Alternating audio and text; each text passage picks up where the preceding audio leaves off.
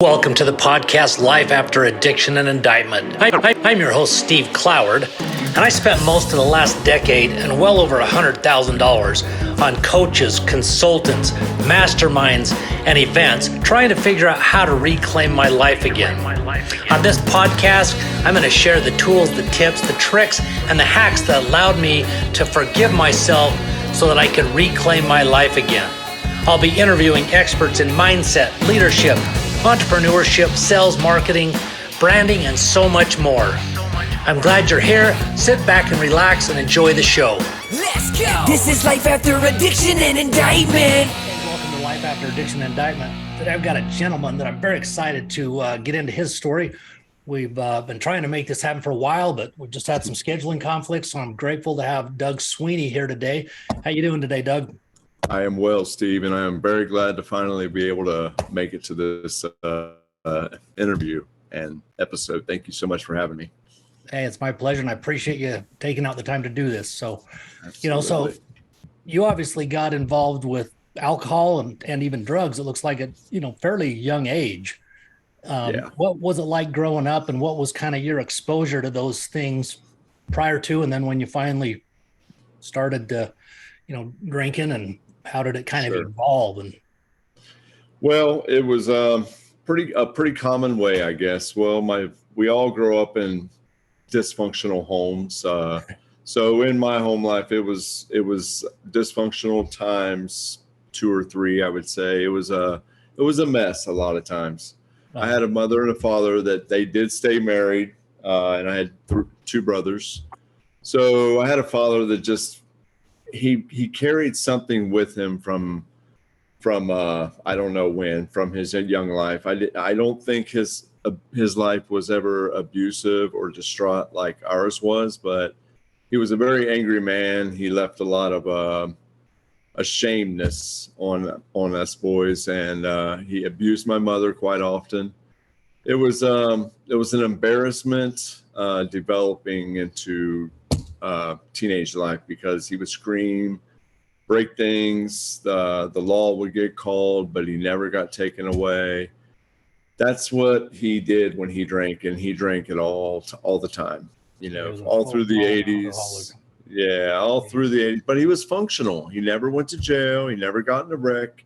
Wow. Never. Yeah, he never lost his job. He was just. But there was no pressure for pursuing it, back in that time, like there has been in the last 30 years. I'm not giving that as excuse, but it was rough. It was like walking on eggshells growing up. And so I developed introverted and never talked to anybody. I had zero confidence. He put us down. It was equally, if not more, emotional than physical. And my mom took the brunt of the physical in general, but she took the brunt of all of it, the emotional, the demeaning. So at a young age, I decided that, I don't know why I decided, but I did. I decided I was going to start taking his beers little by little, stash them up till I got about 5 or 6, and then begin this rodeo of seeing what this is all about. And I even did it by myself. I didn't do it with people or anything. Wow. And instantly, something about my nature instantly said that this will be the way. And I was always going to figure out how to take, consume, and yet not be what he was, not be angry or abusive or mean or angry, just be the opposite of that. And in general, I was that. But what it did is after that first couple tries, I soon increased my tolerance heavily. Before 16 or 17, I was in the hard liquor. I was getting DUIs as a juvenile. I was starting to go to jail as soon as I turned 18, county jail, and then it just got more serious all the time. It would go into, eventually I went into an inpatient rehab, and the hospitals, pumping stomach. It just increased. It just went down the road of another level, another rock bottom. Rock bottom never got low enough. Eventually, and you know, eventually, I always had a car accident. When I was, you know, back in my late teens and early 20s, my nickname was Crash. Really? And so, yeah, I just would wreck so many cars. And eventually, though, where the change came and the worst of all things come was I had another accident. I was probably around 27 years old at the time. I was dating a woman, and her ex-husband was just an acquaintance of mine. Him and I had went out to a bar, and I literally never have and never will have a recollection of this, I'm quite sure. But we went out to a bar, closed the bar, and I was taking him home. Unfortunately, we didn't make it home. We didn't make it to his house. I wrecked the car, and he was killed instantly in this wreck. I wake up in the hospital a couple days after he's even buried because I was out. I was in a coma, had no knowledge of what had happened. All I know is what my mom's telling me in the hospital, and it was just another song and dance and of waking up in the hospital and being told what I'd done, but I didn't believe it. I didn't believe it because I didn't remember it. I had not one tangible memory of it. So I'm just thinking she's scaring me. She's scaring me because it got really bad again. And she's tried for years to get me to stop doing this. And little by little, I was in the hospital for almost 2 months. I survived by pure miraculous mercy on God's behalf. Wow. I had no reason to survive, but I did again.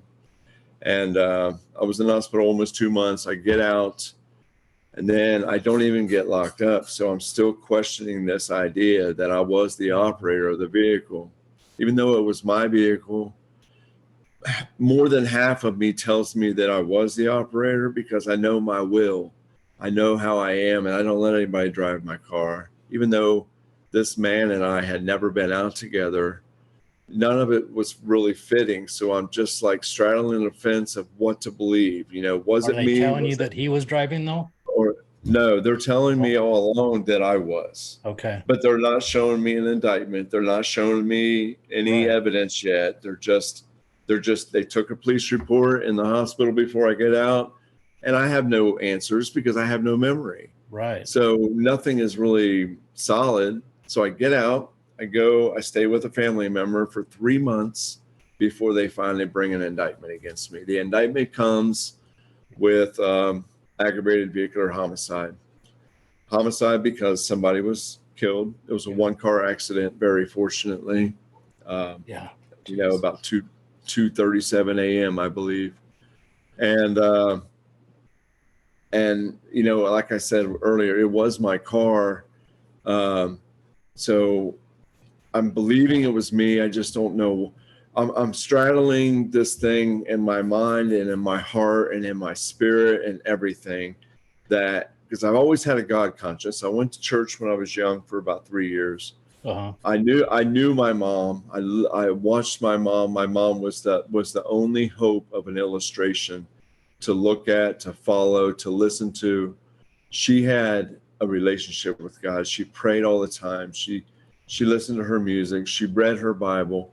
I knew God was real. God had imprinted my heart young. He really did. Yep. But I had a wrong view of God. I had a view of God that he was this big taskmaster that was going to slam me down for all the wrong that I'd done. So I never perceived myself to be forgivable.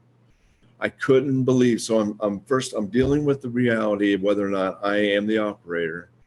And I'm also dealing with why him and not me. I've already survived umpteen wrecks.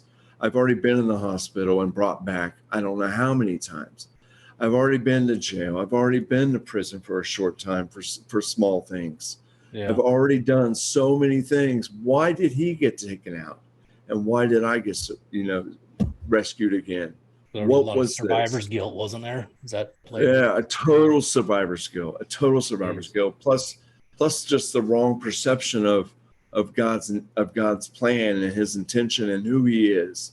His ways are not our ways. The things that the way he does things are just not our ways. Yep. And so this was killing me, but I have to, top it off with this, that the biggest factor was, I told you in the beginning, I dated his ex-wife. We lived in a home together, and she and him had a son.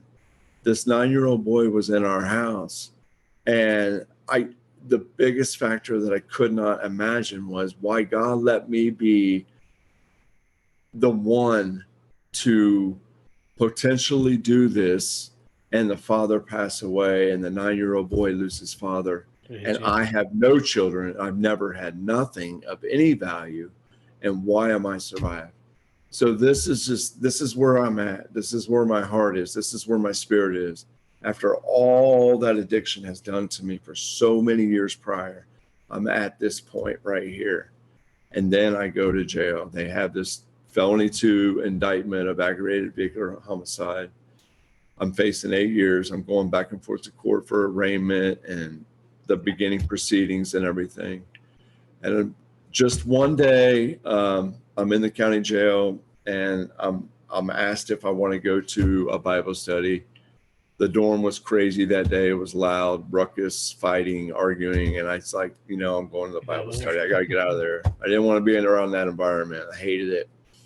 And I went to the Bible study. I came back, and I was not expecting, but a mail had been passed out while I was gone. And before I go forward, I want you to know, where my conscience is, where my heart is. And where my view of God was, I had no perception of being forgivable. Right. How could I be forgivable after all the years that with my God conscience that I said, no, not now, my will and not yours. No, not now. And then a father of a 9-year-old boy gets taken because of my repetitive action of drinking and driving.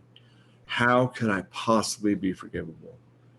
I come back from the Bible study. I get the mail an hour late, but luckily it's still there on my bed. I open it up, and I see a letter written by his mother.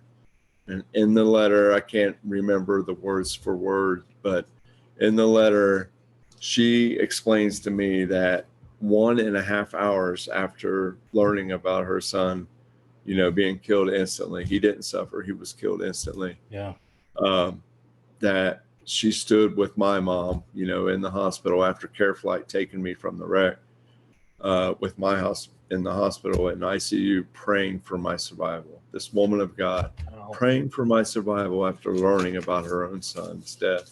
That's powerful. And all I can do, I can't even, it was her hand that wrote this letter, but this was the miracle answer and provision that I never deserved, called grace towards me, and answering that I was forgivable. Yeah. Answer that I was forgivable. And instantly, I cried uncontrollably, but I wasn't weeping with sadness. I was literally, I felt a healing in my own heart because of that. And I knew with my record, I knew with the number of DUIs that I had, I knew with my number of incarcerations, all drug and alcohol related, that after this ordeal, I was going away for a long time. Yeah. But it didn't even bother me. It didn't bother me because I was used to it. It didn't bother me because I felt this great answer from a God who was singling me out, and knowing me personally at that time and answering this. And so I told myself in my heart that I was going to prison with my Bible to know him better. And within a couple of months after going in, the second most miraculous, wonderful thing that he ever done, and it doesn't sound like it by the way I'm going to explain it, but it was perfectly healthy for me, was that he showed me in his own mysterious way, he showed me that I had to forgive. First he showed me that I was forgivable, and then he showed me that I had to forgive. And the only person in my life that I had to forgive was the only one that I remained captive to with anger, hate, shame, no confidence, all the things that was my father. Yeah. You know, my father had developed and instilled this pure vileness towards him for so long, and I had to forgive him. And then, you know, I couldn't understand it because we don't deem that worthy. We don't call that just. You know what I mean? Yeah. But he also, in the time that he showed me this, it was not for him. It was for me. Exactly. It was freeing me and breaking me captive from all that anger and all that hate and all that going back and reliving all those horrible times, all those things that he brought me down with for all the 18 years of growing up in home. You know what I mean? All those things. And so when I did that, I didn't even know how to do it, but it was like part of it was done, just him for my heart recognizing that I needed to do it. And then after doing it, you know, little by little in prayer and then tangibly by letter or a phone call, I learned that it wasn't even for why it says in scripture, forgive as thou hast been forgiven, but there's true healing in it. I was broken free from that. And that was why he needed me to do that, because I had 4 years and 10 months to do. And I just gave away, but that's what I got. I started out with an F2. I was facing 8 years. It dropped to an F3, and I had the victim's mother in my corner the whole time. Wow. It dropped to an F3, and I was facing 5, and I got 4 years, and then I got 10 months additional for something else during the accident. So I did 4 years and 10 months, and during that time, at that time in my life, I had never at any point in any state that I've lived in any residence that I've ever been at, had never been more free than I had in those times, because I was like I was in a new life. I had a pursuant, I had a reason, I had a purpose, and I worked, I ran a routine, I exercised, I went to chapel every Wednesday and Sunday. I had Bible studies, I had outside and inside ministries, and I just learned and grew and learned and grew. And it was wonderful. It was hard at times. I was tested, you know, but it was all for spiritual growth. It was all for spiritual growth. Yeah. Imagine you probably wouldn't have been able to have that experience and get to that place without that experience. Right. Yeah. That's what, amazing how it works. and that's how much he loved me. He let me go through all the things, because there was many miracles before this accident. There was many reasons why I should have never made it. You know, I had already been through the windshield or in the moonroof and through the passenger side window. I had already been saved so many times, and he let me go through this. He let me go through this many times. And I don't say I've topped everybody, but I'm a little bit more than average. You know what I mean? His mercy is like, he just let me do so many things. And that's why I'm radiantly radical for him. You know, when I drank, and I'll be, I mean, that's just incredible. I mean, you probably have a little bit more than average mission too. Yeah. Are you tired of paying exorbitant monthly fees for your in-home entertainment? Do you wish there was a way to bring quality and affordable entertainment right into your household without a monthly subscription? Well, look no further. Introducing the VC Box, Android TV Stream Box. Since 2020, VC Box has been enriching people's lives all over the world, and now it's coming to North America. Say goodbye to scattered subscriptions and countless apps. We've got all your streaming in one place. This is the best fully loaded Android TV box provider in North America. Our user-friendly interface makes navigation a breeze, and with the voice remote featuring Google Assistant, finding your entertainment has never been easier. The VC Box V2 Pro Android box is the epitome of convenience. Sit back, relax, and enjoy your favorite shows and movies with just a few simple voice commands. And the best part, no monthly subscriptions. That's right, you heard it correctly. Say goodbye to those pesky recurring fees and hello to endless entertainment. Join the VC Box revolution and elevate your entertainment experience. Don't miss out on this amazing opportunity. Visit our website and order your VC Box now. Bring home the VC Box today and bring endless joy and excitement to your household. VC Box, unleash the power of entertainment. And I just want to yield to it. I want to yield to it without my will and without my expectancies, because the more we rely on it the way we think, and the more we mess it up. And I'm the first one to attest to that. I'm the first one to attest to that. I still fall. I still fail. You know what I mean? I'm not perfect by no stretch of the imagination, but I think, that is really powerful. And I've had, some pretty powerful experiences, not to that level, but similar to my addiction. And, after I got sober and when I was facing indictment and, thinking I was going to trial and being told that, I was meeting with my attorney the following week after a big meeting about, this information that I had that should have made a big impact, and get a call on a Sunday morning after meeting with him Friday and telling me we're meeting with the FBI that night to plea. And there's been 2 times in my life, that was one of them, that I pled with the Lord like I've never in my life before, Right. And I can't deny that I had this peace in knowing what I had to do when it was the most difficult choice ever, that I've had to this day still. But I think it's, like you said, we don't understand everything, that's for sure. We don't understand the level of God's love for us, and I've got 5 kids and I know the level of love I have for them, but it's still not probably even close to what he has for us. Right. And I think that we've just, it's one thing we lose our way and have addiction and those kind of things, but man, I think as a country and a planet, but particularly America as a country, we've lost our way, man. We've forgotten about God. Yeah, we have. I think we're going to have the wrath coming, because we have got to get God back in our lives and, and his son. And so, I think this is a very important message, to be honest with you, that I do too. Needs to be spoken of more often. So we talked a little bit before recording, and I've said it many times, I grew up in a religion, and there's times that, I felt frankly uncomfortable talking about those things, or, what I mean? Which is really kind of sad, but it, I don't know why that was. Pride, probably, Right. And, but once you have that conviction and have some of those experiences, that goes right out the window. Right. And see, I was going to touch on that too.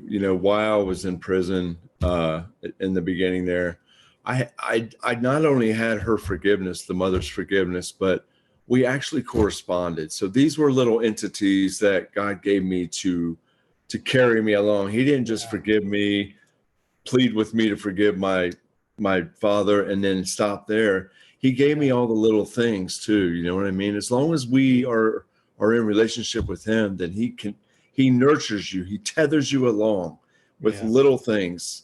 And when you acknowledge those and you answer back and follow and obey and be obedient, then he just gives you more and more. And so I was so blessed. I was so blessed. That's why I wasn't in an easy prison. I was in a close security. It was 1 degree down from max. Wow. But it was, most of the people, at least half or more, never had an out date. They were down forever, you know what I mean, for the end of their life. But it was more civilized like that. And I, you know what I mean? I was safe. I was okay. I felt no fear. I had no fear. I already had a taste test a couple times in lower security, so I knew what it was about. But what I'm getting at is when he gives you the little bit that you notice he's giving you, grab to it and follow with that and keep tethered. When he tethers you, when you have that tether, spiritually speaking, to him, and yield and walk the way he guides, oh my gosh, it just gets better and better. And I'm not saying there's never a silent moment. I'm not saying that you sit there and wonder and you've got all these expectancies and nothing's getting answered, because he will be still and he'll be quiet at times to test your faith and test your strength. But it's for his purpose, and you find out what it's going to be eventually. You really do. Yeah. And those were all the great things that I just, that just grounded my faith, strengthened it, grounded it, because I tried Yeah. so many times. I really, more times than ever, I tried to use functionally and never could. But I even really did try to stop. I really, really did try to abstain. I never believed with the fullness of my heart, I never once believed the secular programming of Bill W. and the AA program that started back in the mid-30s. Yeah. I really never did. I did. I knew the history when it first started and how God was central in it, but then over the generations, it got watered down and it decreased, and it started going into all kinds of archaic ways. And but the biggest thing I never held fast to was calling it a disease and putting another ism on something. I'm 100% with you on It's not a disease, because I went into a rehab inpatient and come out with no withdrawal symptoms, whatever, and I would go back and use again. And I didn't use again because I had some kind of, I don't even know how they microorganize the fact that it can be a disease in your blood or something. I don't know. But I had a choice. I always had a choice, and I believe in accountability. I truly do. And it never set with me about that. It really didn't. Because in essence, addiction is, well, the Bible calls it being a drunkard, but addiction in its essence goes everywhere. It goes to pornography, it goes to gambling, it goes to shoe buying, it goes to anything. And then when you realize that, it falls into the one category of, oh my gosh, I know what I'm, please forgive me. I'm sorry. No, you're fine. I hope you'll be able to edit this part, but the main thing, it's I had it on my dry erase board for a while, because at church we were going through a class, Idolatry. Okay. Forgive me. My soon-to-be wife helped me out. Mm-hmm. Idolatry, in essence, is anything or anyone that captures the heart, mind, and affections more than God himself. He made us for him. He made us for him. And it's no worse than somebody who can't stop shopping at Amazon every 2 days. It is so true. You know what I mean? It's the same. And I'm not getting on the fact of all these different things or anything, but it makes sense. That's what helped me. To have that perspective, because most people don't see that. Right. And you're doing those things for a reason. The key is, what is that reason? Because you're filling a void. Absolutely. Thank you for hearing me on that. That's powerful. I'm so confident of this. I really am. And so, in essence, I've been able to have the opportunity to have a website built. I'm in a little transition on a couple things, so I don't know exactly where or what I'll be going into, but I made this website. It's only been launched for about 4 months now, but I have nobody in it right now. I really don't. So I'm going another route. I'm not necessarily doing away with the site, but I am going to reform it into something. The same agenda that I have will remain, but I don't know if it will be through where the site is right now, but it's called Breaking Bondage from Addiction. And I have the content and curriculum. I truly do. I wanted to build a community. I wanted first and foremost deal with adult men only, because I think that's important for me. I don't want confusion between dealing with women or anything right now. I just want to be strong and helping men, because in essence, the prison population, for two things, the prison population in America, east to west coast, all the way through, is 80+% more than women. Not only that, but 80 to 85% of prison population being men is also 80 to 85% because of something to do with drug or alcohol, and usually addiction of some kind. Whether it may be a theft or a robbery, it falls back to addiction. almost 80 to 85% of the time in some way or shape or form. Hmm. It's men who need help. It's men who are called to be leaders. It's men who need to be fathers and husbands It's men we and need brothers. back in the world. Yes, Stand the hell up exactly. and lead. Right. Amen. Soften so Amen. many of them up and raise And them so- into pussies. I don't mean to get off on that tangent, but that's Right. Yeah, it's damn right. And so that's who I want to, that's who I'm really hoping that God will, lead me to touch. It's just so I'm dedicated to empowering, leading men who are broken because of addiction, who are unknown why they can't control this thing or why they can't stop this thing without controlling it. Yeah. Or whatever, you know what I mean? So I want to just empower men to find this freedom that is there and always has been there by the hand of God extended. Yeah. It really has. Yeah. It's always been there. And That's we the missing link that will help so many people that otherwise aren't making it, Right. Yeah, I know. And I've already went back in time and I've relived so much of this. And it's been an emotional road. It really has, building this site. It took me, I don't know, almost 8 months, I think, to have it done and stuff. But it was very emotional. I started thinking and feeling things that I haven't for a long time. And so now, like, I don't know what format I'm going in, but right now it's breakingbondagefromaddiction.com. And I got a free PDF on there that I'm going to revamp also. And I have a video on there. There's a lot of literature, and I feel like a lot of people don't, in my niche, don't really want to read that much maybe, but I have a video on there summing up what my objective is. And I know this isn't for everybody, but I want to give somebody who has already had a spark of a spiritual touch before, or an inkling of a God encounter before, and maybe they can just believe that that's just always been there and extend their hand. And I will not give any less than everything I can possibly give, because I know addiction. I know every facet of it. Yeah. I know high end, low end, and every place in between. And I've done it. I've done it. I've been there, and it's horrible. And I want people to be free. I truly do. Well, you'll be a great resource for the people that are looking for it. I'm confident that God will move things the way they're supposed to move, because Absolutely. you obviously are went through, and you're going to be there's a big purpose, I believe, no doubt about it.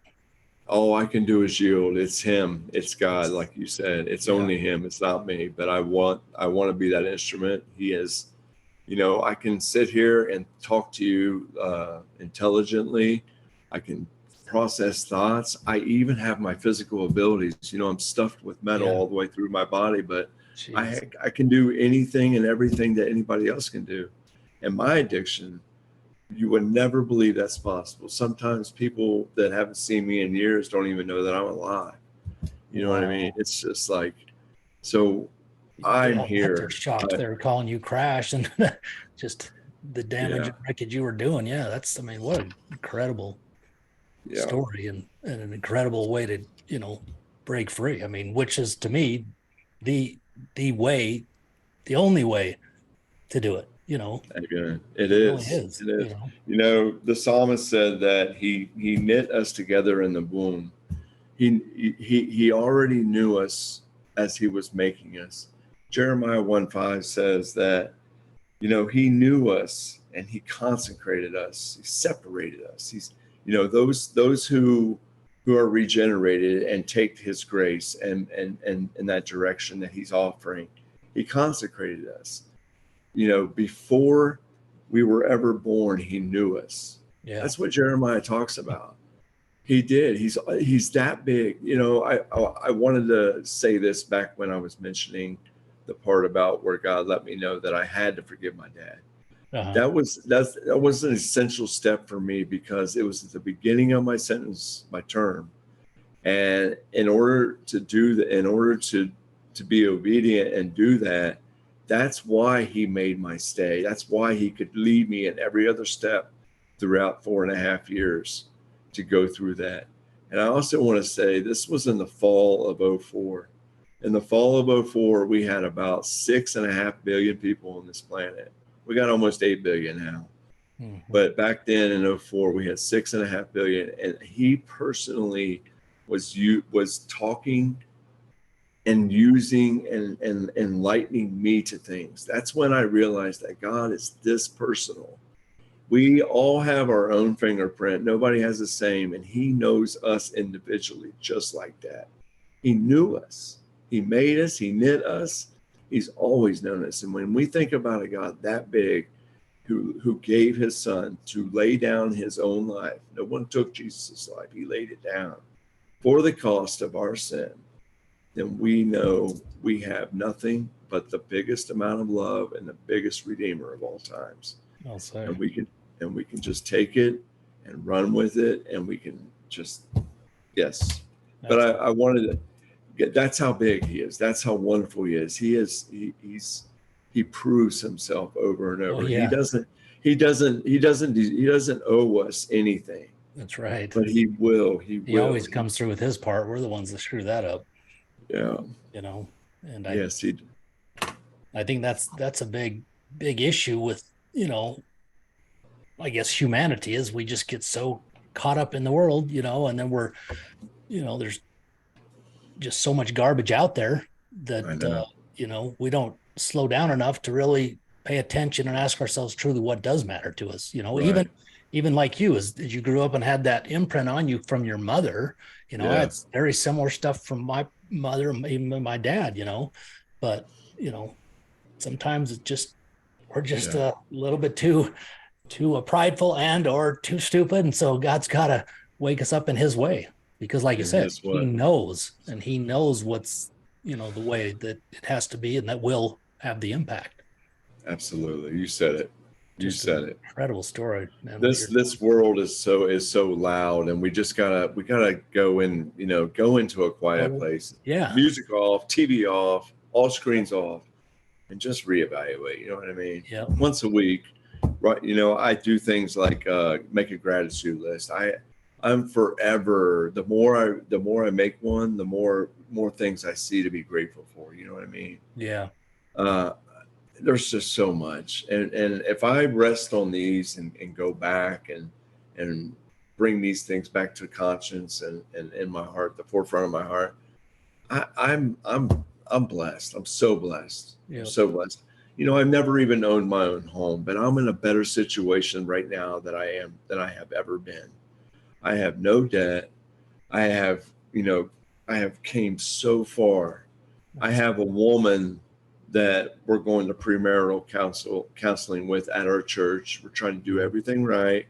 She loves me, and she loves me unconditionally. She don't even know my back. She doesn't even know from experience what addiction is or anything. She doesn't come from that in her family. Yeah.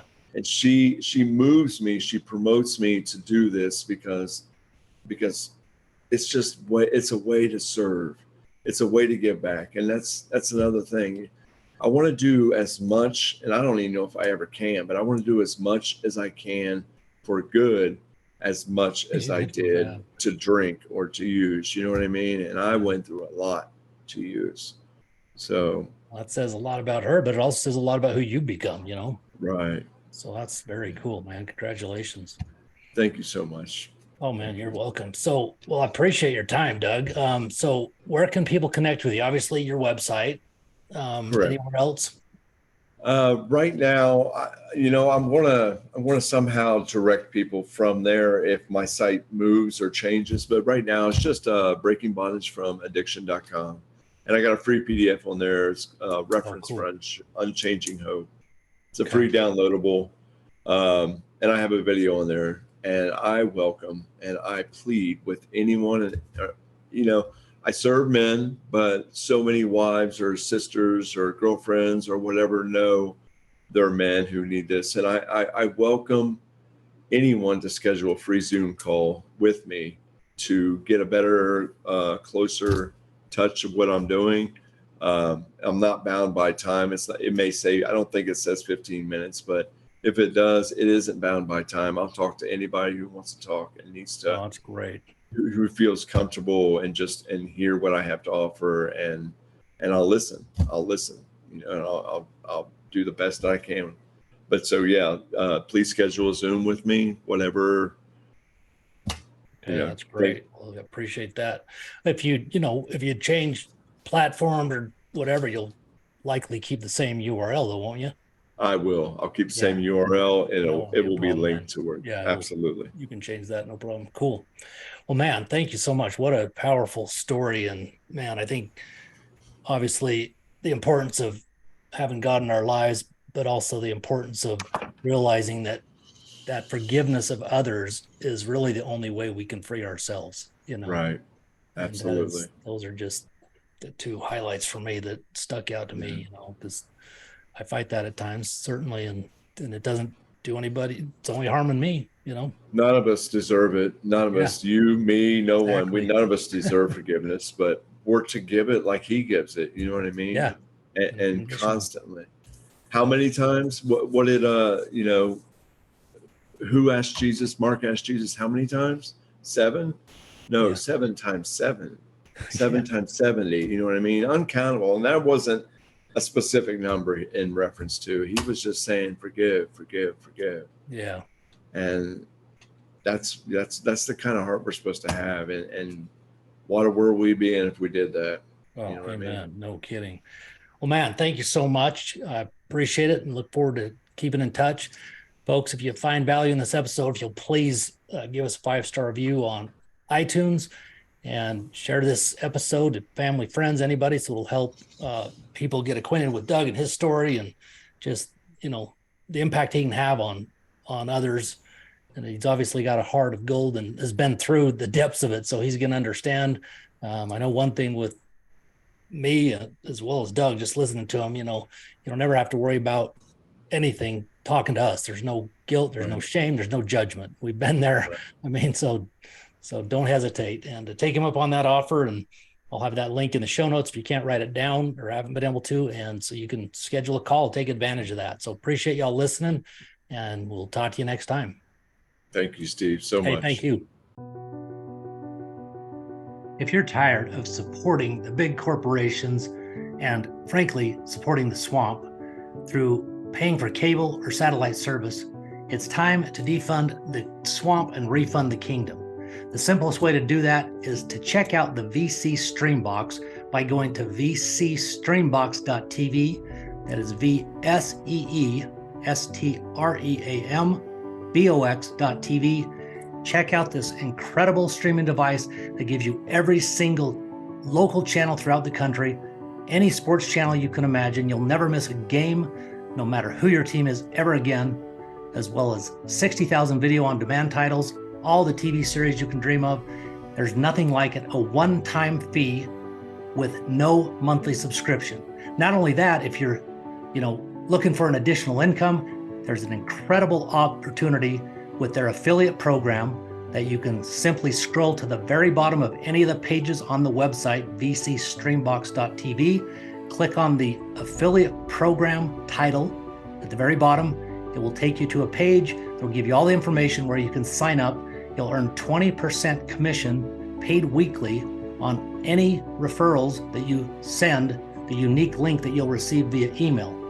Once you have a VC box, you will be blown away, and you automatically will get referrals because it is that incredible. I can't even put words to tell people how much people love this thing and how they're blown away by all of the channels that it gives them. It actually includes even 98 Canadian channels and 128 Latino channels.